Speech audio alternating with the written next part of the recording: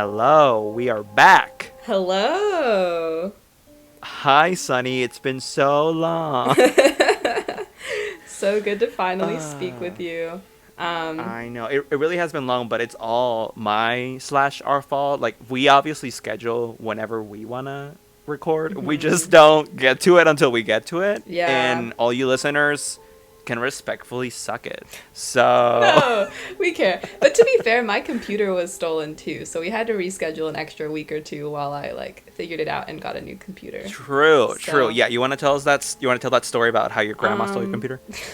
how I was traumatized. No, I've gone to visit, another city in our beautiful state of Wyoming. Uh-huh. And as Wyoming can get pretty sketchy. I'm sorry. Yeah, of all the states, Yeah, you know. no. So basically, in the same place in the last 4 months, I've had my car broken into twice. And Oh after my the first god. time, you would think that I would learn. But here's what happened is I parked my car. My purse was really heavy. And I was like, you know what? I'm just going to go in and talk to someone and come back out. And I don't feel like looking the whole thing. Also, on that particular street, I'd never had problems, so I thought it was fine. It was not fine. And when I came out, my car was broken into and my purse was gone with my laptop. Oh no. Yeah, no, because I was so angry at myself too. But it's also like, sometimes you have to get a slap on the wrist twice to really, I feel like, for it to sink in. So now I will literally never leave a valuable in the car. Lesson learned. But, yeah, I've now had my computer stolen. I've had my late uncle's guitar stolen. Shout out Did to you ever the try? folks doing this, yeah? Yeah. Did you ever try hiding your laptop? Like if you don't want to put it in the trunk, like sometimes if I have a valuable, I'll put it on the passenger Oh, seat, no, like on the floor, definitely. and then cover Yeah. it. Yeah, no, and I've done that too. But because it was just like a Shit. momentary thing like it was in front of someone's house essentially. It was like on the side street next to their house. So I was like, it's just I felt safe there and I was wrong. But no, and the thing is, I'm not even that salty because I'm very lucky to have like the savings to be able to get a new computer, and it was an older computer, so like I Yeah. needed a replacement True. anyway. So it's basically like a lot. It's like not the worst case scenario for having things stolen. And I'm lucky to have insurance for a car, although I still had to pay like $100 to have the window replaced. Basically, a lot of my savings is piecing out right now, but yeah, it's like, I don't know. I just don't even know how angry to feel because I don't know how desperate the people stealing are, you know? It's like, I don't know, if this is going to pay for, like, your food for the next month, then, like, I guess go off, queen. Uh-huh. Like, like, you Oh my god. know? Well, I hear you like your forced update of a computer, so that's good. You know. Yeah, yeah, she's cute. I'm happy. Well, glad you're doing fantastic, Queen. Go off, sis. Pop off. And as far as me, Thank you. um, I'm totally fine. I don't have anything like super duper interesting to share in my life, but I do have some interesting other topics that I want to touch on with you. Mm-hmm. I just okay. So first thing is something I think I need to show you rather than tell you about, but I don't have time right now, and I just have to tell you. Have you seen this clip? Maybe I'll send it to you now. Have you seen this clip? You know who Ava Max is? Yes, yeah, we talked about her. Yeah. Our favorite, that fake superstar. So there's this clip of Ava Max at like some award show a couple days ago. Not knowing Or any some, Elton John songs? Oh I my literally god! sent that clip to you, Andre. Oh what? Oh. Wait, Oh, shut up. I'm literally the one who sent you that clip. Oh, I totally thought it was just like the Instagram algorithm. Thank you, Queen. Go off. I hate you. That was so Oh funny. well, that was funny. Wait, no, it's so Well, funny. Yeah, tell the audience. No, well, I love it because it shows that you genuinely liked it enough to, like, share about it. So, no, but yeah, so she's being interviewed and she's like, so excited to see Elton John. He's such a legend. And the interviewer goes, yeah, totally. Like, what are some of your favorite Elton John songs? And she goes, I just like all of them. I don't think I can choose. They're all so good. And I was like, I totally saw her eyes go blank. No, literally. It was like she was invited to like an Elton John like tribute ceremony or show. Oh, I didn't whatever. realize he was And actually the center of it. Oh, that's extra funny. yeah. It was like a tribute to him, Oh and my like God, shut fucking up. who was there singing? Like a really big artist was there like singing a tribute to him. Like it was literally about him, and Ava Max was invited, and somehow this bitch was like, I like all of them. They're all so good. You just can't choose. You know, Elton John is legendary. Can you spell legendary? So funny. So That's extra funny. I didn't realize it was a whole tribute to him, and she said, all of them. Wow. Like, dude, I mean, and what's funnier is a not thing that you sent me. I read the comments, and a lot of people, but they're also like 16-year-olds. Were like, I've literally never heard of an Elton John song, which I get it. But if you're literally invited, and also if you're older, because Ava Max is a teenager, like she must have heard of an Elton John song at some point. No, exactly. You should know a fucking song. My personal pick is "Jungle Breaking My Heart." So I really there's like that. Your Name, and of course Tiny Dancer. So Oh, that's cute. Anyway, I love that, so thank you. oh no, for sure. I'm so glad you liked it. Oh, also, I think I said Your Name. That's the anime movie. I meant your song. So I guess rip me and Ava Max right now. Wow. Ava Max has entered the chat. Wait, yeah, I'm so glad you like. This is so. In a way, this is extra touching because you clearly liked it enough to bring it up on the show, not knowing I had sent it to you. So this is great. Have you? Okay, I can't remember the name of this song, but and this is kind of alt-y now. But did you see? Oh, it's called "Mr. Perfectly Fine." Taylor Swift, when she released recently, like the Fearless, the re-recording, because you know she's re-recording her albums because Scooter Braun like stole her shit or whatever. Whatever. Yeah, or because her label, whatever. She's re-recording her albums. She finished re-recording the first album she was gonna re-record, which was Fearless, which she initially released in like 2008. I'm not a Taylor Swift stan. I just thought this was interesting. And she added like 5 new songs that were like written back then, but she never recorded them originally. And now she's like, you know what? I want to record them. So these are new technically. And one of them is called Mr. Perfectly Fine. And it is about Joe Jonas and their breakup. For those of you who are not 35, unlike me, they dated in 2008 for some time. Wait, this is and Taylor it was, Swift like, and who? Taylor Swift and Joe Jonas. Joe Jonas. Oh shit! Yeah, true. Mm-hmm. Yeah. And I guess she wrote this song about him, and she just never released it back then, and now she did. And now Joe Jonas is like grown up and married, and Taylor Swift is in a relationship. And so I just think it's really funny to have this be released now and hear her singing it with her 20, with her 30-year-old voice. Like it's a new recording. And I just think that's so funny. And there were like articles when this came out about Sophie Turner, Joe Jonas's wife, reacting to it, and she was kind of being humorous about it. But, yeah, Sophie Turner is amazing. Also, I will literally worship at her feet if she lets me. Well, you have to. She is the Queen of the North, so. Oh, and speaking of music news, well, I don't know if that was all the news there. No, go ahead. Sour. Period. Oh, yes, Olivia Rodrigo. Yes, I'm definitely young and hip and down with the kids. What about it? I've been listening to it on repeat. I love it. I feel like the lyrics can be a little bit like, God, I'm gonna sound so shitty saying this, and you can disagree with me all you want, but some of the, I really liked it overall. I loved it overall. Some of the lyrics I do feel like are a little bit just like too direct. Like it doesn't sound like a poem, like song lyrics. Sounds more like something she would say to a friend venting about it. But that's my only complaint. And like, it's weird to start with a complaint because I just adore the album, and like a lot of the songs resonate. Love what she's done playing around with genre, and her voice is incredible. And I'm really looking forward to more from her. I wasn't that blown away by Driver's License. I felt like it was something Lorde had already kind of done. But yeah, me neither. Yeah, but the album, yeah, it slaps. I'm a big fan. Yeah, I think what you're hearing is Taylor Swift's influence on this girl. The thing is that Taylor Swift, after having done this for like 15 fucking years or whatever, she's much more refined in how she writes, but she still always writes like she's telling you a story, and you're the only other person in the room. She writes like she's conversing with you. And I think Olivia Rodrigo is just trying to emulate that, but she's not as good. But she'll get better.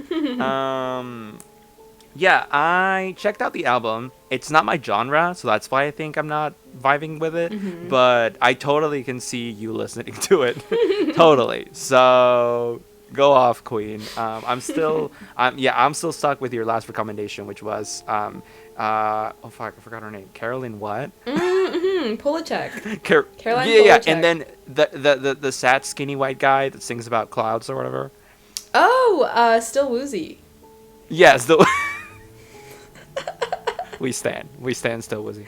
So yeah, but obviously the kids like it, and she's popping off because she's like topping the fucking charts and whatever. It's just not my genre. I'm waiting for 2040 to come around because like music recycles every 30 years or so. I want the 2010s music to come back. I want fucking like party rock anthem because I am actual trash, and so I gotta wait like 30 years. Want party rock anthem? Yeah, no. Well, at this point, more like 20 years actually. So, yeah. That was my adolescence, not to age myself, and I just have a really hard time with slower or indie or alternative music. Like even if it's very melodic, if it's not if it doesn't have like a beat that I can move to, I guess I also just like dancing. Then I usually won't vibe with the song. The exception to that is Lana Del Rey because Queen, and also another exception is like if a friend shows me something, like when you showed me stuff, it obviously impacts me a lot more because like I'm there with that person being shown something, and so I'll be way more open. But if I have to make myself listen to Olivia Rodrigo's album, I'll be like, you know what I mean? No, very fair. So, and I feel like that just like makes sense for you too because you have so much energy. I can just see you like wanting to listen to songs that keep up with that,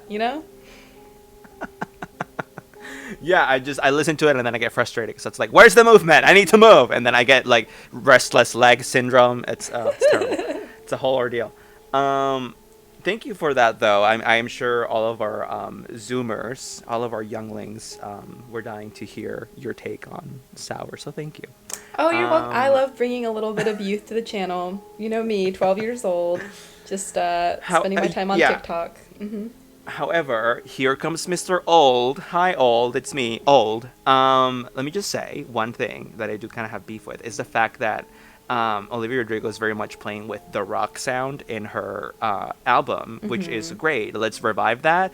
But I felt kind of sour at the fact that Plastic Hearts by Miley Cyrus just dropped like not even 6 months ago or whatever. And that bitch flopped because y'all let her flop. And what was that? It was rock. So what the fuck?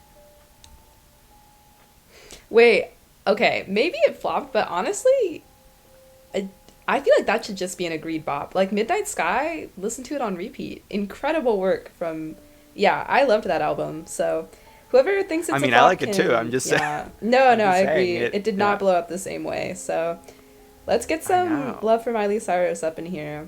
Wait, also I love her mullet. Yeah. I love that mullets are becoming a thing. This is very like alternative white girl in me that needs like a special haircut to show that she's different. But I do love the mullet. Like, and I mean, I don't have one, but I would, if my hair weren't the texture that it is, I would consider. I feel like it looks better with like curly or like hair that has some volume, and mine is truly as flat as it gets. So, not sure it would. I think it would look kind of gross on me, but definitely love it. Love the look.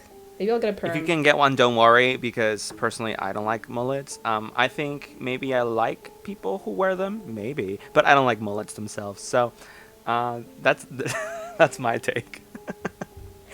Okay, and welcome everyone to Mullet Talk. Yeah. So let me jump into this real quick. Do you know what Neuralink is, Sunny? No. Oh my god. Okay, so Neuralink is Elon Musk.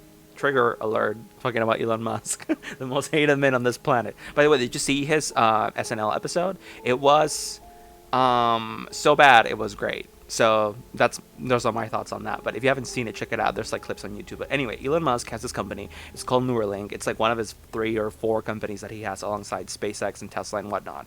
And I guess the Boring Company, right? The one that makes fucking flamethrowers. So anyway, Neuralink is one of his companies, and they are trying to basically fucking cyborg shit. Like they're making chips to implant in people's Oh. brains to create an even tighter symbiosis between device and human. You know, I mean, Mm-hmm. which yeah, emphasis on tighter because it's already tight. Like it already exists. Like by all intents and purposes, our phones are basically attached to us. So that's almost the same thing already. Mm-hmm.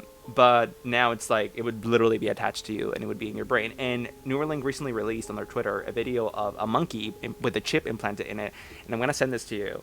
And they were doing like a brain demo on this monkey, and they basically make the monkey play Pong. I love monkeys, by the way.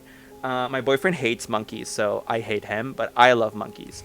Your And this boyfriend is a monkey. monkey for hating monkeys.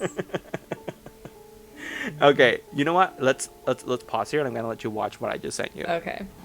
It's a little long, so you don't have to watch all of it. But basically, they have this monkey play Pong with the chip installed in its brain, Mm-hmm. and that chip allows them to like read the monkey's brain signals on a computer via Bluetooth.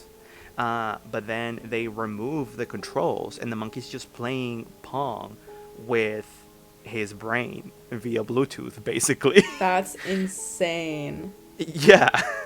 Holy shit. We are living in the future right now. I know. I mean, I was so confused at the beginning of this. I was like, wait, is the impressive part that the monkey can play Pong? Because that's already impressive to me. But no, I mean, apparently plenty of monkeys are super smart and they can play a lot of games. But it's the fact that this fucker can just play with his mind. That's insane, Andre. Basically, the chip in this instance is acting as a Bluetooth mouse that he just already has in his brain, and he can just move with his brain waves. And That's the insane. mouse knows how to like interpret the waves to mean, oh, move up or move down or move left or move Dang. right, And we and thought so he can play touchscreens were Pong. cool when that first came out. But I now you're not even know, gonna have to dude. use your fingers. I mean, granted, this the Neuralink project was or still is intended mainly for people with like paraplegia, for example, Mm. which like I can totally see how this would be super useful to someone who has. I know someone who has that, and I'm like, this would be a great thing. Yeah, totally. um, and so I don't like that people shit on it just to shit on it just because they think like Elon Musk is coming for their brains the way that Obama was coming for their guns 10 years ago or whatever. Like that's not what's happening. No one cares about your stupid fucking brain. But yeah, like honestly, however controversial this looks, which to those of you who don't know what I'm talking about, go look up the Neuralink monkey video. As controversial as this might seem or weird or whatever, this is the future. I am glad this is happening, and I give praise to Elon Musk for fucking being innovative. I guess like that is cool. I agree, I agree. Especially for like the folks who worked on it, that's just insane. But yeah, that's really interesting because when you think about competitive video gameplay though, it's all about speed. So I wonder if you're able to send brain signals directly, there's gonna be people who want that, you know? I can't help but feel like that's gonna be, I don't know, I can just see it take like catching on, especially when people see like, oh, my friends have it and they're not like turning into zombies or whatever. Right. No, so I mean, so Elon Musk said on the Joe Rogan podcast when he went some months back that the end goal for this, years or maybe a decade or two down the road, would be for like a population-wide adoption of this thing. Or at least those who want to have it, because it would make a lot of things easier that we haven't even thought of, and I'm sure it would, as long as it's safe. So currently it's for people with disabilities, for example. But yes, Elon Musk is already talking about how that's not where the project has to stop necessarily. Like it can be adopted by anyone, really, Mm-hmm. for convenience sake. And imagine how he when he was talking about this in the podcast, he then jumped onto like decades down the road. This could somehow improve, not just allow you to like move, like use your phone with your mind or whatever, but like improve communication between humans, because like verbal communication is difficult and messy and very much subject to interpretation, which can cause miscommunication. And if you have basically telepathy, which you'd imagine you could have if two people have Neuralink, then like that's great. Like imagine, I don't know, like That's I'm kind of stoked for that. insane. I literally Yeah. wish I was born like 20 years later than I was, so I could just experience the next wave of insane technology and then die to global warming, you know? That's my dream. Oh my Um, god. no, that's so insane though. It's 2045. You're opening your little brain door to put in your Neuralink. You then close it, glue it shut, start it up, Neuralink fucking displays across your eyes. You're wearing your Google Lens 3.0. You're happy. The sun, scorching everything behind you, approaches your house slowly as you are now being burned to death at age 25. Love The end. that. Love that for us. Oh my god.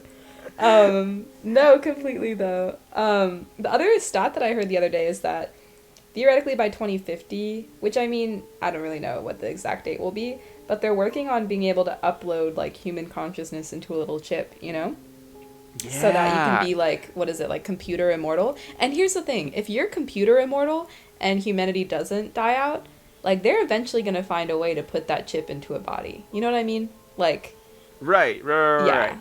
Like that, yeah. I don't know, that's insane. But that could create a lot of problems, though, because like if the rich are the ones using this technology for the most part, uploading their Oh consciousness yeah, to a no, computer, exactly. can you like rent a 5-year-old's body to like upload your consciousness to, and you just grow in that and have another life, basically? No, it's 100% Like, a dystopian story. I literally, oh my I really God. wrote my first ever like fiction piece story that I wrote was about this exact concept of like growing bodies like without brains purposefully so that you can like grow one that has the consciousness of someone in it and then just like plop it in. Bro, that's fucked. I mean, I guess that technically would be humane, but No, it would not be. Well, no, I mean, well, no, okay. It would be humane if you literally could grow a body without a brain, but you can't do that. yeah, you'd probably have to reduce it to the very basics of being able to like shit and eat and whatnot. Yeah, rather, you'd have to grow a regular body, which has a regular brain, and just actively and purposefully inhibit it from developing mentally, which is hyper unethical and wrong. I guess Basically, so. keeping it as dumb as possible for it to be inhabited by another consciousness that wouldn't be its own. Yeah, maybe like an early lobotomy, essentially. Essentially, that is fucked. You know how I love talking about how like, oh, I already know what the future's gonna look like. Like, it's crazy that we eat meat, even though veganism is gonna like, even though like that's gonna be super frowned upon in 100 years by our descendants. Mm-hmm. I don't think this is that. I don't think this will ever be ethical. Or yeah, I don't think we're just like, oh, we're so antiquated. I don't think I don't renting know. bodies will ever be ethical. I think that they'll find a way. At the very least, they'll find a way for like generating. Because they can already generate tissues and like organs and stuff. I feel like there's got to be a way for them to generate a body in like an ethical way eventually. No, well, I disagree. I think if they can find a way, like you mentioned, to do it unethically. I mean, they can definitely find a way, but it would be unethical. That's what I'm saying. Finding a way ethically, I just frankly disagree. It's like, oh, you know what it is? It's Avatar. The little bodies that they create for them that they then inhabit. But the avatars, like the actual blue people, are their own. Wait, no, I guess they're not. Yeah, you're right. They're just inhabited by the human consciousness. It's literally Avatar. Mm-hmm. And in the movie, they paint it as a nice thing, but I mean, going by my logic, actually it wasn't. Because like if those blue bodies had a brain and the brain was just like being put on hold, so it could be inhabited by another consciousness, that's fucked. No, totally. Wow, I see that movie in a different light now. Thank you. You're But welcome. anyway. Wait, how long is this? We're literally 25 minutes. Whatever, no one cares. The future is here, and yeah, and I love how you say like I wish I was born 20 years from now, because sometimes I'm like I wish I was born 20 years ago, but then I'm like, oh, homophobia and hate crimes, and I'm like, never mind. So I think I'm fine where I was born. Maybe if I was born just like 5 years later, that'd be cool, because I think I would have experienced a lot less bullying if that had happened. But also, I would probably have experienced like my high school graduation around the time COVID and started, and that would suck major ass. So maybe just be glad you are who you are and live when you live. Yeah, no, my life is great. Yeah. And it's also helpful that I'm like gonna live forever, so I really have nothing to worry about. True. Unless it's like 1300s Europe, in which case, be fucking sad you were born and lived there, because fuck that shit. That sounds so Um, genuinely awful. Like, I know. all of Also, the beware of worst rats. parts. Like, you don't get the beautiful, like, literally, you don't get the beautiful countryside and like nature that we associate with like older The medieval. civilizations. Yeah, Yeah. no. You just get a dirty ass city that's not fully like the sewer systems aren't fully working yet, and on top of that you get plague. Like, literally Yeah. the worst conditions. Yeah. So shout out to our 1300s peasant listeners. You guys suck. Yeah, please don't hate us for You that. guys are the real OGs. Yeah, controversial of us to say that, but Anyway, let's talk about fucking fairies and goblins, my dude. I'm so ready. Okay, what you got for us?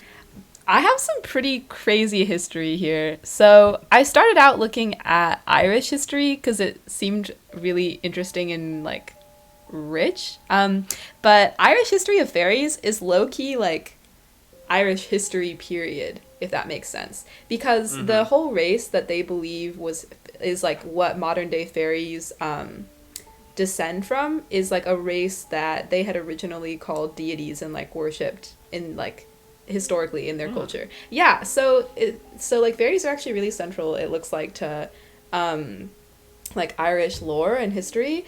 And up until the 1600s, Irish historians were still like referring to fairies as real when they were like writing down the history. It's like, and this is one, the fairy race, like Oh my god. no, so cute, am I right? A more mysterious time to be alive, truly. But yeah, so basically this fairy race is called Tuatha de Danann. I'm so sorry, I'm definitely butchering that. I'm sorry, Saoirse Ronan. I'm gonna butcher a lot of Irish words today, and I literally love you and would worship at your feet too if you let me, but please don't come for me for this. Well, she was Mary Queen of Scots. Yeah, yeah, part of me is dying saying each word, but so they essentially, the Tuatha De Danann, are like the fairy race, basically like a god race in Irish history, and their original deities, and they had originally lived in the human world, and they'd lived, surprise surprise, on Ireland. But then the Milesians came to the island, and Milesians are supposed to be the ancestors of modern day like Irish people, or Celtic people. And so the Milesians landed and fucked up their shit, and there was some war going on.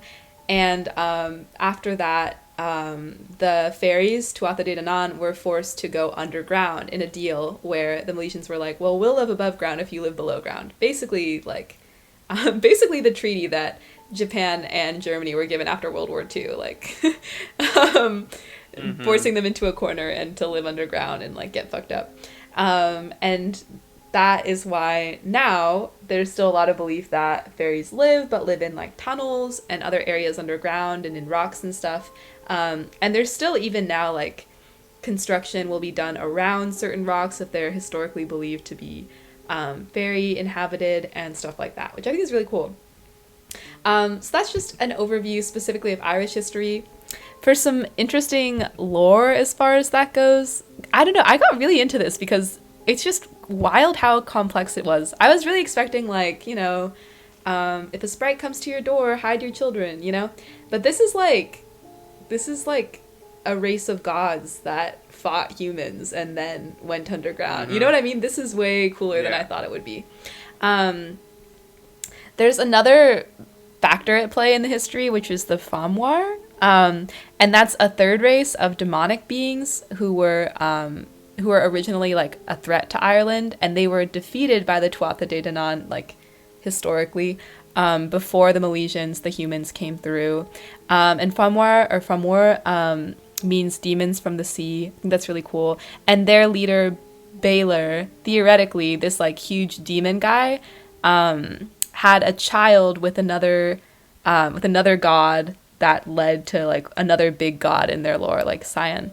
I think is really interesting. I mean, it's surprising too because some of it mirrors if you look at like Christian lore. I guess it's funny calling it lore, but that's really what it is.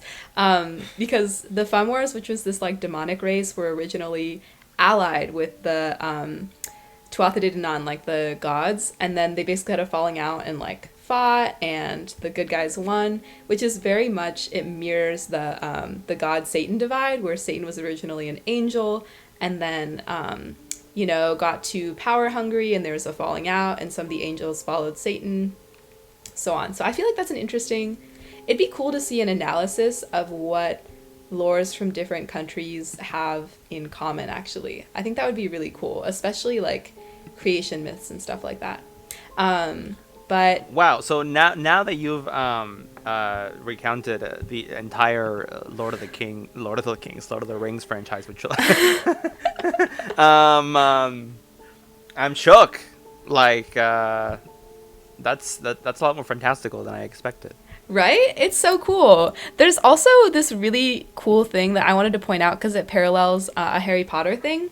But the king of the Tuatha De Danann, Nuadu, lost his hand in a battle, and he replaced that hand with a hand made of silver. Does that sound familiar? If it sounds familiar, it's because Voldemort did the same thing in Harry Potter, which I thought was interesting. Like that's just like a really vivid image, the idea of someone with a lost hand who replaces it with silver. And that's why I still remember that scene from Harry Potter when Voldemort does that. So I thought that was interesting. Not a Brit, J.K. Rowling stealing from Irish culture, anything but that. I don't know, but I know. Thought that was interesting. Well, that's not the most problematic thing about her. Also, silver Honestly. hand, heavy and impractical. Honestly, if you lose a hand, go for a medical grade silicone replacement, not silver. But anyway. I'm gonna have to get on the same boat there.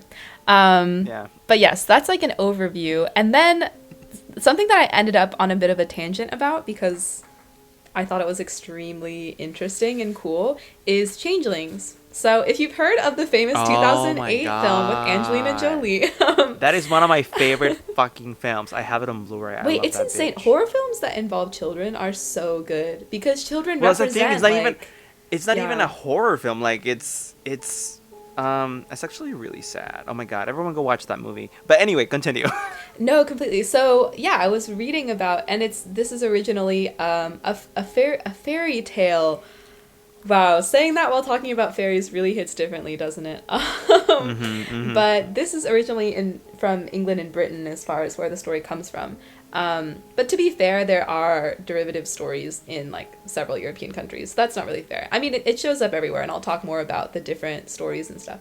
But in England and Britain, it's believed that if your baby is not, there's a really interesting, I'm going on a tangent now, but there's a really interesting analysis by historians who talk about, like, at the time that these tales were being made about changelings, children were meant to be helpers and producers, they had to help in the fields and stuff and be beneficial to the family. So when they weren't, it was really detrimental. And so all of a sudden you get these changeling stories. If you have a child that isn't growing at the right rate, or that talks funny, or that is like regularly ill, maybe it's not actually your child. Maybe it's not a human infant. Maybe a fairy has replaced it with a fairy child, and hence the changeling. That makes sense. It's right? probably not the famine, malnutrition, lack of education, and fucking lack of hydration. It's probably the fairies that literally switched your kid up. No, but yeah, it's really sad because it led to, the stories around this, it definitely led to child abuse, because a lot of these are like, the original mythology was that if you think your child is a changeling, you can beat it and torture it and see if it admits to being a fairy. It's like, oh my god, I can't imagine. But yes, so you could still, people were still beating other people up in the 90s for being fairies. It's just a different kind of fairy. Yay, happy Pride. Happy Pride Month, everyone. Woo! We love gay. But yeah, in terms of the changeling story, there are a few different ways it's believed to help out. If you think your child is a changeling, call 1-800 no. Yeah, call 1-800-FAIRY. Yeah, but there's so you can try and leave your child exposed on a hillside. Love that. And see if the fae come and reclaim it. You can also, in general, to protect your child from being changed out, you can use a wreath of oak and ivy. Scandinavia, especially like Sweden, was really into using iron. It was believed would ward off fairies and things like that. Um, and yeah, there's just, I mean, pretty much what I'll go into now is just like changeling lore because I find it so interesting and insane and like Yes, give me yeah. a spooky changeling. By the way, for those of you who don't know what a changeling is, because to be fair, I actually didn't know the word before I watched the movie, so some of you might not know it. A changeling is um I mean, it's both the noun for like when a child is swapped up with a different child, but it's also kind of the noun for the occurrence of it happening. Mhm. Like, Mhm. so if you have a changeling event, you have your child goes missing, and this is like a big thing that happened apparently in like the 20s and the 30s here, and actually the changeling movie with Angelina Jolie takes place in 1920s Los Angeles. But this was like a Mm. thing that was happening back then for reasons that we won't go into for lack of time. But your child goes missing, the authorities find your child, but it's actually not your child. Actually, I guess I can go into it briefly. A lot of times, the recent changeling events happened are because there were like a lot of kidnappings and like shit like that, and kids that would go missing for like regular reasons, like fucking murderers and whatever. But the police were under a lot of pressure to solve these, and so back then they just would find a kid and they'd be like, "Oh, we found the kid," and give it back to the mom. Shut up. And yeah, and the mom, but like again in 1920s, like woman says something, "Oh, you're fucking crazy. Of course it's your kid." And if she keeps insisting Mhm. it's not her kid, just throw her into the fucking crazy house. Of course. Um, yeah, and I mean, that's also literally the plot of the movie, but it's based on real. It's a real story, dude. So that's such changeling. It's I fucking believe insane. it. Yeah. And in these stories, it's the belief like that your child has been exchanged for a fairy child or like a troll child. Um, and like the reasoning behind it, there's like, of course, different theories. Um, in some countries, it's believed that it's way better to be raised by a human, like, or the belief is that fairies think it's way better to be raised by a human family, so they love to change, like, they love the whole changeling thing and do it whenever they can. It's the belief that's like it can be out of malice, like, Well, um, that's not very empowering for the fairy community. I mean, that sounds like internalized self-hatred. Wouldn't you think your fairy kid would be better off with a fairy family? right? But considering these are stories made up by humans, it's like what I don't they're know, probably just man. like what species wouldn't want us to raise their kids? Am I right? Especially when we're gonna put them in the oven and torture them after thinking that they're I mean, changelings. I don't know. It's either that or fairies are real and problematic. TBH, cancel them. But continue. Go on. For one interesting story, this one's kind of romantic, but this is just like a small story, not a long one. But there's one Swedish story where a human mother is advised to torture the changeling to brutalize it so that the trolls will return her real son to her. But she refuses because she's unable to mistreat an innocent child. When her husband demands that she abandon the changeling, she also refuses, and her husband leaves her. But then, after leaving her, he meets their real son in the forest who's wandering free. And the son explains that since his mother wasn't cruel to the changeling, the troll mother hadn't been cruel to him. And when she sacrificed what was dearest to her, her husband, they realized that they had no power over her and released him. Isn't that a cute story? Well, yeah, it's also dumb as fuck because why did the swap happen in the first place? What was the purpose of it? To test the human? Yeah, that's like the feeling that it gives. But I feel like it's also. So this troll mother would like risk her child getting hurt to test a random ass human. I guess so. That's what the story seems to. That's a good point. I like this Okay, story though cancel because this trolls is too. like. That's child Yeah, let's endangerment. definitely cancel trolls. Wait, but I like this story because it's like the only sweet one. Honestly, go Scandinavia, like go Sweden. I mean, That's my. it's sweet if it's Mhm. sweet if you don't think about it. It definitely it is sweet. Yeah. Um, but yeah, there are other very interesting accounts here of you should put your changeling in a fire, you should put your suspected changeling in the oven, you should feed it Damn. eggshells, all things that are supposed Mm. to Yeah. like make it admit to being a changeling or give you back your child. It's really I interesting.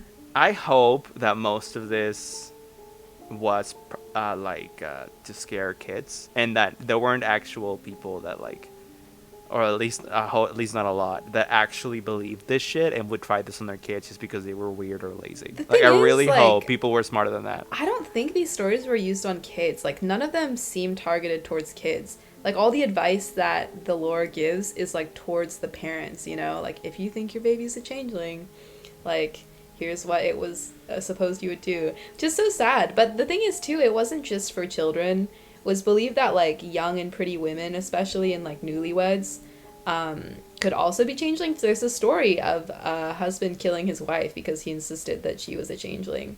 Um, But so, like, okay, question: why would it be bad if they're a changeling? If they're like identical? yeah, that's honestly the question. I mean, I guess with the kids, it's like, oh, the original kid wouldn't be lazy or weird, but the changeling is. But with the Mhm. woman, what's the difference? That's a really good point. Maybe she was like insisting on learning to read, and that was like changeling behavior. You know what I mean? You're a fucking fairy, dude. You're weird as fuck. Read? What the fuck is that? I can't even read. Um, Honestly. well, thank you for that. Allow me to take it back to the scarier side for a moment here, Okay. and tell you a bit about goblins. Bitch, it's the goblins. They're at the door. So, you talk about fairies, I talk about goblins. People think they're the same. They are not the same. I must clarify. So, a goblin is also known as a hobgoblin, or an imp, or a pixie. Although pixies are also used for fairies sometimes, so that term is confusing, so let's not use it. They're also known as duendes in Latin America and the Philippines, because, of course, a lot of Spanish influence. Um, and they're fucking freaky. So, have you ever heard of goblins? Mm, no. Go ahead and no, I'm kidding. I have heard of goblins. What? You don't own one? Okay. So a goblin. I mean, listen. This is from Wikipedia. It's really short, concise, and perfect description. A goblin is a monstrous creature that appears in the folklore of multiple European cultures, first attested in stories from the Middle Ages. Same as fucking fairies. They are ascribed various and conflicting abilities, temperaments, and appearances depending on the story and country of origin, but most of the stuff that I read was from Scotland, Ireland, and then Latin America, which is where they call them duendes, but they're the same thing. They are almost always small and grotesque, mischievous, or outright malicious, and greedy, especially for gold and jewelry. They often have magical abilities similar to a fairy or demon. Similar creatures include brownies, dwarfs, duendes, gnomes, imps, and kobolds. I didn't mention some of these terms because I didn't think they were as similar. Like I don't think kobolds and what was the other one? Brownies. Brownies. Are the exact same thing as a goblin. Um, uh, yeah, but duendes and gnomes and imps, I think they're pretty much the same, even though they're technically not the same creature, and so that's why I group those, but not the others. Um, Not that anyone will remember all of these fucking words, but anyway, goblins, bitch. I mean, so like the folklore of these creatures is very similar to the folklore of your creatures, at least as far as timeline. Like at least in the English language, the word goblin was first recorded in the 13th century, and it appeared in a lot of like prose and like stories. Of course, these stories at the time were passed off as more like studies or journals. So these are real creatures that I've encountered, and here I am writing about it. Mm-hmm. But I doubt that. I still think it's freaky and creepy though, and I wanted to talk about it for this episode. Mm-hmm. However, Mm. however, so I think duendes might be real. Now, yeah, so I think goblins might be real, and I think that because I hear a lot of duende stories, and I did growing up in Mexico. Spoiler alert. And and I was like, shit, this might be real. And duendes are, in my eyes, a type of goblin, and so by that extension, the statement I'm trying to make here is I think goblins might be real.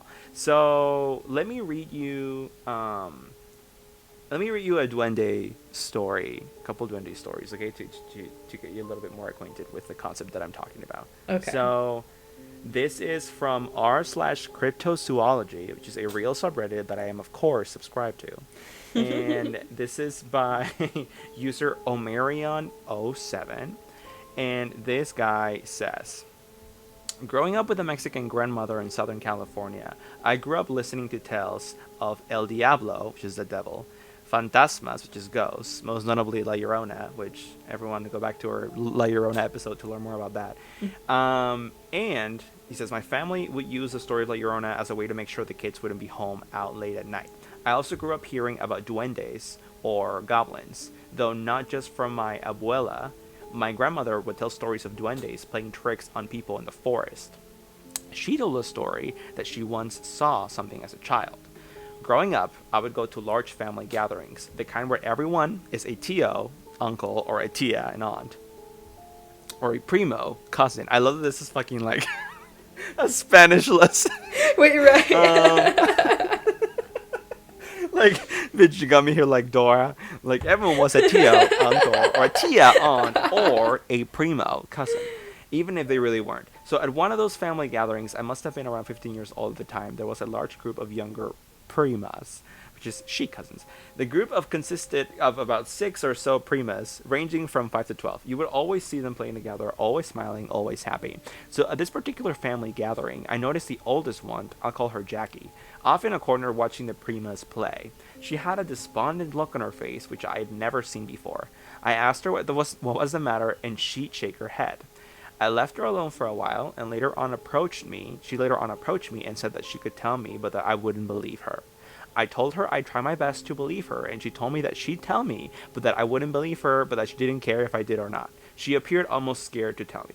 So her story goes that she saw duendes creep into her room that she shared with her younger sister. And she said that she saw 4 duendes come into her room. So imagine little fucking like... So duendes, again, are goblins, but the word duende is also very heavily related to the word like gnome, at least in Latin America. Mm-hmm. So I'd say they're the same thing as a goblin, but when you talk about a duende, they look more like a garden gnome. Like literally a garden gnome. Like Romeo and Juliet, bitch. Cute. So imagine that, but they're evil. In these Latin American stories, people talk about duendes. It's always in the context of they're evil or they're mischievous, and so they're malicious beings. So she says that she saw 4 duendes come into her room from her open window, climb up her dresser, which does sound funny, because like imagine this, these 4 garden gnomes just like fucking climbing out. Okay, take something and leave. I'm sure she gave other details, but it's been too long to remember. I love to ask her now as an adult, but it's been years since I've seen or heard of her. At 15, my first impression... Do you say adult or adult, by the way? Honestly, either. Okay, wow, okay. Well, that's a smart way to not get canceled. Just fucking play both sides. So, at 15, my first impression was that she was making all this up, but I found it strange that she would lie to me. I found the way that she told me the story strange as well. The girl seemed genuinely scared of the experience that she had had. The next story I heard when I was around 18 years old from my best friend's mom, who grew up in Bolivia, close to the jungle. She said that as a little girl, she was lured into the jungle by being put into a trance-like state by duendes. That's freaky.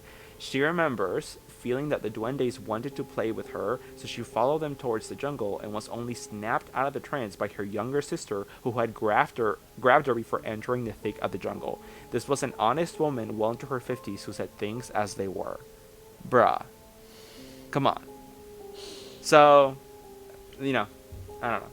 That makes it a little more believable in my eyes. But this guy says, my last story comes from a good friend of mine who I believe to be honest with a good head on her shoulders. It's my girlfriend, actually. That's a weird way to... Dude, shut the fuck up. The story she told me comes from the Philippines. She told me a few other stories that might relate to cryptozoology, but I may wait for another post for that.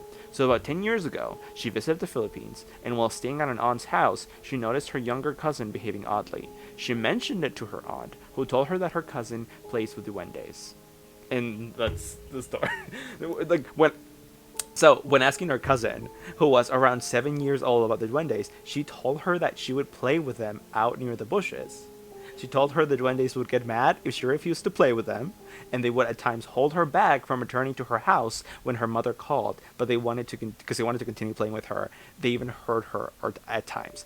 The aunt confirmed that she had seen them and had been trying to figure out a way to shield her daughter from the duendes. My girlfriend's aunt told her recently that if she asked her daughter about it now, that she wouldn't recall any of it. Perhaps due to the trauma of those experiences. Who knows? Bruh. That is crazy. Like, imagine being a grown-ass adult and then seeing that your kid is outside playing with, like, little gnomes and trying to rescue them. It's just, like, little fucking garden gnomes are, like, you know, like, pulling at her fucking dress and yanking at her hair and shit. Like, no, come play with us. That is hilarious. Anyway, that's the... That's someone's experience with duendes and whatnot that I wanted to share. Interesting. I don't know if I believe it, but yeah, well, I don't blame you if you don't, but I think it was the second story that he said, the one about his best friend's mom, the lady who was in her 50s, and she was like a very honest person, and she said that when she was little she was like being lured into the jungle by goblins. That's fucking freaky. That's true. Yeah. The trans one is wild. Yeah, like, I mean, I don't know. Like, with any other paranormal or supernatural thing, people can always lie, of course. That's, like, never out of the question. But it's, like, at what point do you just stop assuming that literally everyone who's ever said a story about anything that isn't, like, normal is lying? Yeah. That is real. I mean, yep. It is interesting, too, because with these, like, fairy duende stories, a lot of them involve children. There's, like, a real association there. I feel like because they are these kind of, like, whimsical, lighthearted beings, you know, like, with the idea of them playing and stuff like that. And and being mischievous. But I mean, I also have a fairy story I can always tell, like, a longer one. But Yeah. No, go ahead. This one also involves Irish fairy lore. Saoirse, please give me an Irish, like, certification. I love you. I have her on the phone right now, so you better not fuck up. Oh, let's go. I'm going to do a terrible Irish accent at one point in the story. So just prepare for that. I might actually skip through parts of it, because you know what I mean with, like, do you want me to read the full thing? Because there's, like, background, No, you know, I mean, and, like... if you know there's stuff you can cut out and you don't want to read all of it, that's fine. Because I you know, some people on Reddit get too creative, and it's like, girl, I don't want your novel. I just want Exactly. I wanted the condensed. I want, like, the good stuff. Then I'll, like, read and, like, probably just skip parts of the background. But so this is told from the perspective of a mother, and I should say the subreddit here is No Sleep. It's posted by Manon Lisette. I don't know what that means. And the title is... It's an Irish thing. Oh god, that'd be sick. The title is In Through the Fairy Door. And here it goes. When our cat Murphy died, my daughter Rebecca was inconsolable. She wanted a replacement, but I wanted that fancy set of leather sofas I'd been ogling for years, without the risk of them being torn to shreds by an unruly set of claws. Wait, the personality in this story is incredible. I needed to find a way to distract Rebecca without resorting to buying a Murphy 2.0. It was while watching a home renovation show one afternoon that I came up with the perfect solution, remodeling her room. Becca, honey, why don't we give your bedroom a makeover? The instant smile that appeared on her face told me I'd done the right thing. Yes, she squealed, throwing her arms in the air. I spent the next few weeks remodeling the bedroom. I painted the ceiling and the top half of her walls blue, the bottom half green, and asked a family friend to paint trees, flowers, rocks, bushes, whatever it took to make it look like a forest. I took Rebecca to a used furniture store and let her pick out a few pieces, then repainted them pink. The transformation was almost complete once I got her a much-needed new bedspread. But something was missing. The room needed one last wow factor, I thought. Wow. I'm sure she's going to choose something perfectly appropriate and not at all spooky to add that wow factor. That weekend, I went to a craft show and found exactly what I needed. At the back of a woodworker's booth, hidden behind a set of coat racks and umbrella holders, was an ornate wooden door that measured about 6 inches tall by 3 inches wide.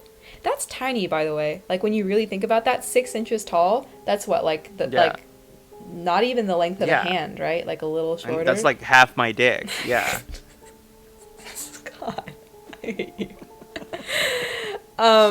So 6 inches tall by 3 inches wide. You can think of that as like one pretty big dick by one like slightly below average dick, I guess. Basically, yeah. It had adorable little hinges, a tiny handle, and a beautiful Celtic knot. Celtic knot decorating its surface. Dun dun dun. What's that? I asked an older woman sitting behind the desk. She turned to me and smiled. That's a fairy door, love, she said with an Irish accent. Put it in your garden and nail it to a tree to invite the fae folk. They'll take care of your plants and bring life and beauty to them. Oh my god, is that Saoirse Ronan? Holy shit. I don't know how much I hate myself doing it. Oh, it's for the story. Hi, my name's Saoirse Ronan. I'm from Ireland. Yeah, God, great. that's probably more Scottish. Oh god, I feel like I'm doing a Scottish accent. Oh my god, I'm so sorry. It's their fault for being too similar. So honestly, go off, Queen. Honestly, if they ever do instead of an American accent like a Canadian, I promise I will not be offended. So I took the object excitedly. The fairy door was exactly what was missing from Rebecca's room. The wow factor I'd been looking for. Maybe I'd sneak in one night while she slept and stuff one of her pixie dolls behind it so she'd think it was magic. It's perfect for my daughter's room, I said. The woman made a few tutting sounds with her tongue and shook her head. Oh no, love, you wouldn't want to do that. Why not? She replied. Fae folk are fickle little things. They like playing tricks, but they don't like tricks being played on them. If you invite a fairy into our world, it's best not to anger it. They need to be outdoors with the flowers. This is definitely Scottish. I'm so sorry, everyone. I laughed. Duly noted. How much? She opened a red duotang on the desk and then flipped through the pages until she found a picture of the fairy door. Her finger traced along a list of specs until she found the price. $30. But if you buy anything else, I'll give you a discount. $30 seemed a little steep, but it was a nice handcrafted piece of art. One that I knew my daughter would enjoy. A piece that would really complete the look, so to speak. Sold, I said. I pulled out my wallet and shelled out the money. She took the fairy door, enveloped it securely in a few layers of wrapping paper, dropped it in a bag, and handed it to me. Enjoy, she replied. As soon as I got home, I grabbed the toolbox and made a beeline for my daughter's bedroom. After trying out a few spots, I finally settled on nailing the door to the bottom of one of the larger painted trees. Perfect, I thought, as I looked at the finished result. Rebecca's room was a masterpiece. Rebecca was elated when she finally saw what had become of her room. She'd been sleeping on the sofa in the basement while I'd been working on making her dream a reality. I love that this little girl is, like, just sleeping on the sofa while her mom works, like, day and night to, like, complete her room with, like, her whole family. She's just like, yeah, I guess, like, I'll leave you all to that and sleep on the sofa down here. Like, that's just really funny. But here we go. So everything was normal for a few days, and Murphy became a thing of the past. One morning, as she was eating her cereal, Rebecca smiled broadly and said, I saw a fairy last night. I snorted. Oh, did you? Yeah, she's not very pretty, she answered. That's not nice to say, Becca. It's true. I turned away, rolled my eyes, and poured myself a cup of coffee. Everyone is beautiful in their own way, I said. I think she's hungry, replied Rebecca. Well, we should feed her then. Rebecca jumped off her seat. Okay. Whoa there, kid. Finish your breakfast first. Your fairy friend can wait, I said, pointing to her bowl. She wolfed down her meal and threw her arms up. Done, she said victoriously. I put my cup of coffee down and shrugged. I had to think of what to feed her imaginary fairy friend. The last thing I wanted to do was attract bugs, so I steered clear of using anything sweet. Bread would get moldy, salt was too risky, if she knocked it over it'd make a mess, water wouldn't be special enough. Then I remembered I still had a bag of cat food in the cupboard. I poured it into a colorful kitty bowl and handed it to Rebecca. Okay, Becca, give this to your fairy friend. Be careful not to spill. Rebecca smiled. Thank you. Her little feet pitter-pattered as she ran to her room, sending pieces of cat food flying out of the bowl. Clean up on aisle everywhere. Again, personality in this story, incredible. I didn't anticipate what I'd find the next morning when I went to wake my daughter up. The sight of it made my stomach twist in disgust. The bowl of cat food was empty. How was I supposed to know she'd eat it? I flip-flopped between being grossed out that my daughter had eaten a bowl of cat food and being worried about her eating something that was clearly unfit for human consumption. I shook her awake gently, trying to think of how to convey the message without scolding her. Honey, it's time to wake up. She groaned and rubbed her eyes. Mm-hmm. I helped her get dressed while still unsure what to say. So did you see the fairy again? Yes, she replied. You know, honey, fairy food is very bad for humans. If she wants to share it with you, you have to say no, okay?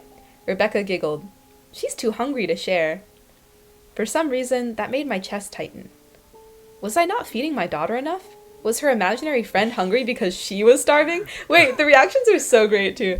Had she resorted to eating cat food out of pure desperation? Just to be on the safe side, I gave her an extra large breakfast and packed a few more snacks in her lunchbox that morning. When Rebecca... Hi, Fatty. Say hi to Fatty. She loves cat food. When Rebecca came home, the extra snacks were still in her lunchbox, unopened. Honey, why didn't you eat your rice treats? I asked, a bit of parental paranoia looming over me. Wasn't hungry, she replied casually. Well, thank goodness for that. With my worries alleviated, I set another bowl of cat food in her room for the night. The next morning, I found the bowl emptier than my self-esteem as a parent. Man, I love aspiring writers. They really write the best lines. I felt immensely guilty. I should have known Rebecca had a problem. I shouldn't have exposed her to the cat food a second time. Maybe it was a side effect of losing Murphy. Maybe she wanted to feel closer to her dead pet by eating its food. Damned if I know. But I wasn't going to make the same mistake a third time.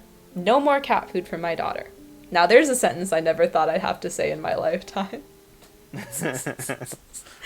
It was Rebecca who woke me up the next morning. She was crying her eyes out, whining about her arm hurting. Barely conscious, I turned on the light and looked at her forearm. It looked nasty. The skin was irritated red, and a small chunk near the middle was missing. She'd had a few eczema flare-ups before, but never this bad. I gave her arm a delicate kiss, crawled out of bed, and took her to the washroom so I could apply a bit of soothing lotion to her skin. Oh, honey, you shouldn't scratch. It'll make it worse, I whispered.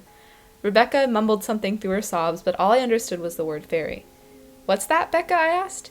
The fairy, she sniffled, was hungry. There she was again, talking about her imaginary friend's hunger. Her hunger, I thought. The fairy food isn't safe, honey, I said. There's plenty of food in the fridge. She can't open the door. She got mad. She bit me, said Rebecca, pointing to her arm. I looked at it and sighed. Honey, that's just a rash. You scratched too hard. What was I supposed to do? Ruin her fantasy by telling her fairies weren't real, or try to steer her imagination back on the right track? I chose the latter. Fairies don't bite, I replied. Hungry fairies bite, she insisted. I sighed, trying my best to hide my annoyance. Okay, well tonight, if she tries to bite her, hit her with your pillow, okay? Okay. I thought I'd done the right thing, that I'd said the right things, and that I'd heard the last of her fairy friend's escapades. I was wrong. It was the middle of the night, probably about 2 a.m, when I heard Rebecca howling like a banshee. My instincts were to run out of bed, grab a baseball bat, and protect her from whatever caused her to scream. By the time I reached her room and flicked the lights on, Rebecca was pushing the closet door shut, her arms tucked behind a pillow.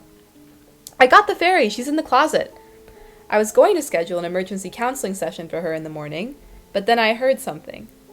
A loud bang against the other side of the closet door. Goosebumps lined my arms instantly, and my grip tightened around the baseball bat. An animal must have gotten in somehow. I love this mom. She's just like she's so based. She's like, I guess it's an animal. Like, maybe when I opened the windows to air out the room after I painted it, Rebecca must have heard it skittering about at night and thought it was a fairy. After letting it sink in, I hurried to slide a dresser in front of the doors to keep them shut, breathing heavily as I did. Bangs continued to emerge from the other side. Rebecca was shaking, her hands holding the pillow so tightly that her knuckles had become white. In the commotion, I hadn't noticed she was bleeding. Another little chunk of flesh was missing, this time from her left shoulder. As soon as she calmed down enough, I drove her to the emergency room to get a rabies shot. The doctors asked what had bitten her, but all I could tell them was that it was stuck in my closet, and I'd get an exterminator to take care of it. By the time we got home, the sun was up. I sat my daughter down in front of the TV and searched through the yellow pages for the number of an animal pest control agent. They sent someone immediately. Before long, I heard a knock on the door. I hear you've got yourself a pest, said the animal control agent, a middle-aged man with a fair share of scratches on his skin. I nodded. In my daughter's room. Let old Joe take care of that for you, he said, then looked at Rebecca. Might be best not to do this in front of the kid. Gets a little messy sometimes. We try to be humane, but when they attack people, well, he paused, considering his words carefully. Sometimes we have to kill them, he whispered. I'm pretty sure Rebecca's old enough to know what kill spells, but that's okay. I'll take her to the movies. Is that okay? Perfect. I should be out of here in about an hour. I'll send the bill in the mail, he replied. I bowed my head. Thank you so much. Don't worry about it. It's my job. A cheerful and colorful cinematic distraction later, we returned home. To my surprise, the pest controller's van was still parked in the driveway. Maybe the infestation was worse than I thought? I walked my daughter around back and told her to play in the yard while I spoke to the nice man inside. She smiled and took a seat on the swings, letting herself go like a metronome. I went inside. "Joe?" I called out. No reply. There was an intangible tension in the air. The silence worried me. Nervously, I made my way to Rebecca's bedroom. The door was half open, but something felt wrong. Every fiber of my body warned me to turn tail and run, but I pushed the door open and stepped inside. Joe, the animal control officer, was resting in a puddle of blood. His throat had been torn open. Blood vessels and viscera hung from the jagged wound as though they'd been plucked out of him like weeds out of the ground. The shock kept me from screaming, kept me from moving. I just stood there stunned as my heart raced against my chest and my mind went blank. What kind of animal could have done this? I felt like I was going to pass out, but then I felt something soothing, a breeze, a soothing, humid breeze coming from the other side of the room. I turned my head and saw the fairy door had been left wide open. Had it been open this whole time? I was drawn to it like a moth to the flame. I knelt down in front of it and peered inside. But I didn't see the wall. On the other side was an unearthly landscape that looked somehow both foreign and familiar, a forest of unrecognizable trees. They were majestic, tall, full of lush foliage and bloomed flowers as large as cars. Strings of puffy dandelion-like fuzz swam through the air, breaking apart whenever they made contact with a branch. The sight captivated me. Then, through the heavy foliage, I heard a devious little giggle that echoed through the forest. Then another giggle, this time from the left. And another, louder and louder, closer and closer. They were coming. I jumped back and slammed the door shut, chest thumping hard. The sound stopped, and I felt a brief moment of relief until I saw the bloody handprint on the fairy door's knob. 4 fingers and a thumb, just like a human's, only much smaller. I looked at Joe. The door shook violently.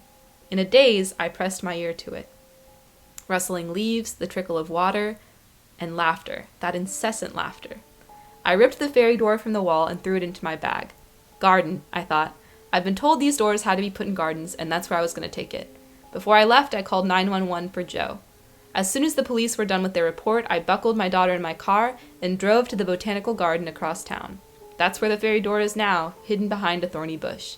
I'm praying that whatever came in through the fairy door also left that way. I'm praying it's not still in the house. Man, Joe's stupid as fuck. Honestly, the mom is like, she was really, I know, the mom is really certain. Mm-hmm. The mom is literally that character in every horror movie that is like, what? You're just imagining things, and then she dies. Except she doesn't die here. Some innocent dude dies. That sucks. Yeah, no, exactly. But there's the mischievous side of fairies, everyone. I really like that because I think that really showcases kind of what I wanted us to try to do with this episode, which is paint them in the creepier light that I think a lot of people don't consider these creatures in. Mm-hmm. So there you go, fucking killer fairies, dude.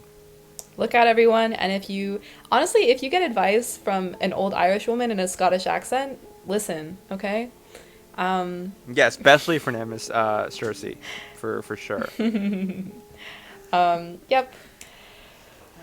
Well, anyway, thank you guys for listening. We hope you like that. I won't be sleeping tonight because I'm gonna have to keep an eye out on the fucking fairy door that's on on my bedroom wall. I have it on the left wall. I too have a fairy door. I don't think I told you this, but now oh my god, why am I having a stroke? But now I'm gonna have to keep an eye on it. It's the fairies. Yeah, look out for a little bloody handprint. That was so creepy, the idea of like a baby tiny like bloody handprint. Ooh. Yeah, but also kind of cute, right? Wait, literally. Anyway, we hope you like this episode. If you have any suggestions for the last couple episodes that we have, we only have 4 more episodes. Please send them to us at Talk Scary on Instagram and Twitter, or at Scary Talk on Facebook. And remember that you can also just say hi to us there as well. Just pop in, whatever. We will talk to you soon. Sunny, anything else? No, that's everything. Thank you all so much. And look out, if someone in your life is acting suspicious, consider torturing them to find out if they're a changeling. Thank Yeah, you. they might be a changeling. Especially Or women just and gay. Happy children. Pride Month. Yeah, Yes, happy Pride Month. precisely. Yeah, so thank you everyone for listening. We love gay, and watch out for fairy. Fairy bad. Good night. Good night.